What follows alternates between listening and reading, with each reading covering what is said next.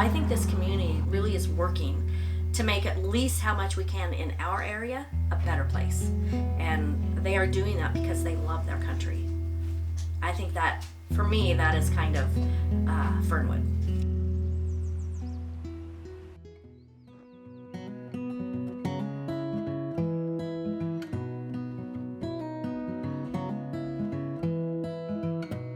Tri-Community Library serves 3 towns, Santa, Fernwood, and Oneida, and they're all very small rural towns. A lot of people out here still do not have internet.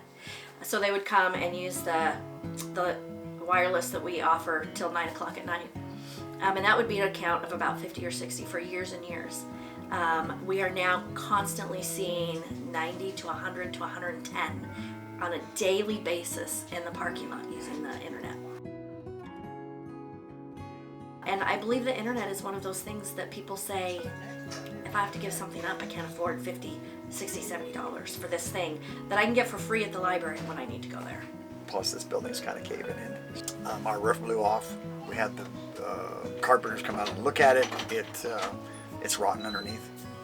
So at a certain point, if it blows off again, there's nothing left to screw back down to.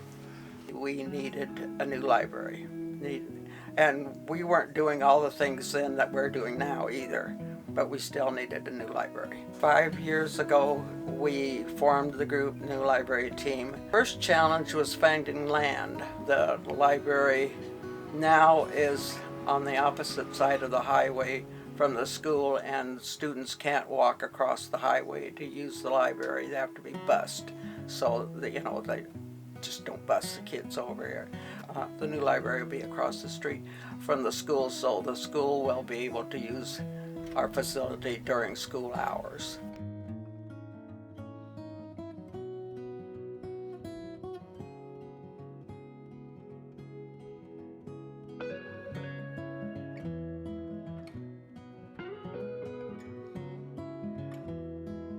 I work with the RCDI, which is the Rural Community Design Initiatives.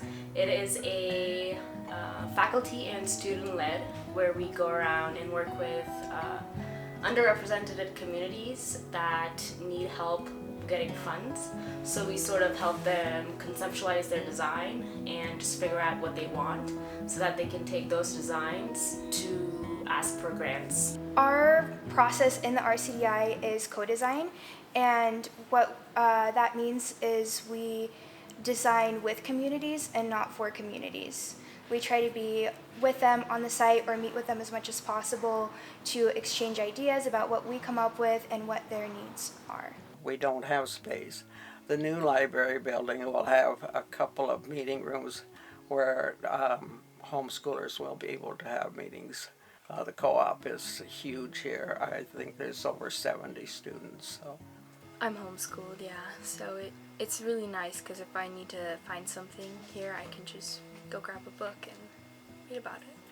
It can get really crowded in here, and so it's nice to have your own space to go to your school or even be with friends.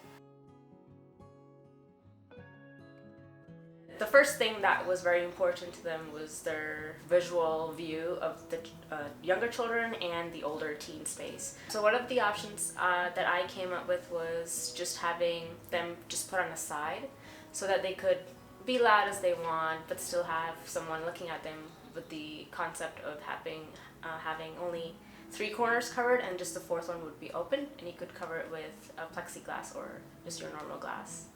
But then they did not like that because you couldn't just look at them straight on. As an architect, it's important to make their vision come to life, not your own vision. They were super, super nice young people. They really seemed to care about our project.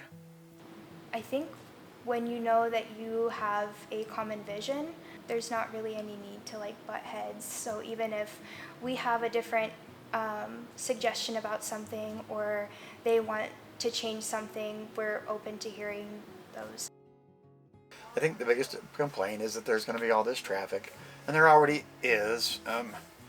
Again, our community's growing, so there's more people, more traffic, more everything.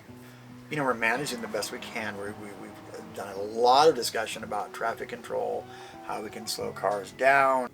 it's a couple of people, no matter what your project is, somebody's going to object to it. So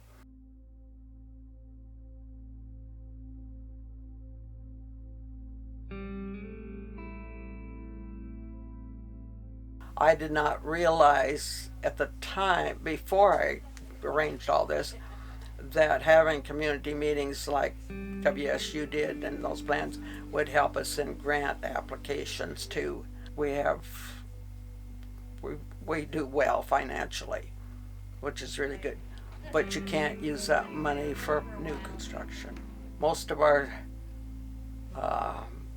costs have been donated. We have had some costs that we've had to pay, but most everything has been donated by somebody.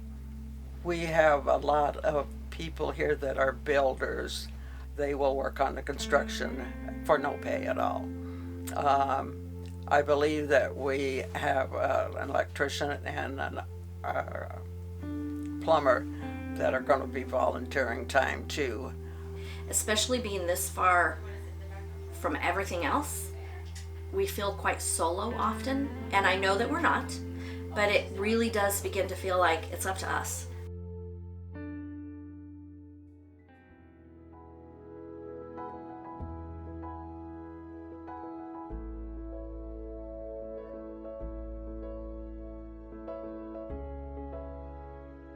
Older generation is making sure they don't just, what they've created just pass away. So I think getting used to or involving younger generation in these projects is very essential. In 5 years, we've come a long way. I don't think I could keep up the enthusiasm and energy required to do all of this if it wasn't that I know that the people are backing it.